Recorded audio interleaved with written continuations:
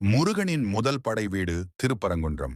இங்கு முருகன் சரவண பவனாக அரவணை ஏறி அசுரன் சூரபத்மனை வென்றார். இதில் முருகன் தெய்வானையுடன் திருமணமானார். திருப்பரங்குன்றம் திருமணங்கள் நிறைவேறும் ஸ்தலம் எனும் புகழ் பெற்றது. இரண்டாவது படை வீடு திருச்செந்தூர்.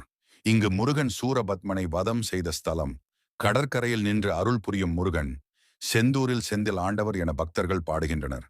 மூன்றாவது படை வீடு பழனி. இங்கு முருகன் தண்டாயுதபாணி என்ற வடிவில் கைவிடாமல் நிற்கிறார். பழம் நீயே முருகா என்ற தத்துவம் இங்கு சொல்லப்படுகிறது. அனந்த ஞானம் தரும் ஸ்தலம் இது. நான்காவது படைவீடு சுவாமிமலை. இங்கு முருகன் தந்தைக்கு பிரம்ம ஞானம் சொல்லி குருவாக விளங்கினார். அதனால் சுவாமி எனும் பெயர் பெற்ற ஸ்தலம் தலம் இது. ஐந்தாவது படைவீடு திருத்தணி. இங்கு முருகன் சூரபத்மனை வென்ற பின் அமைதியை அருளினார். சாந்தி தந்த ஸ்தலம் என்ற பெயர் பெற்றது திருத்தணி. ஆறாவது படைவீடு பழமுதிர்ச்சோலை. இங்கு முருகன் வள்ளியுடன் விளையாடி அருள் புரிகிறார். இது அன்பின் ஸ்தலம். காதல், கருணை, அருள் அனைத்தும் ஒன்றாக கலந்த ஸ்தலம்.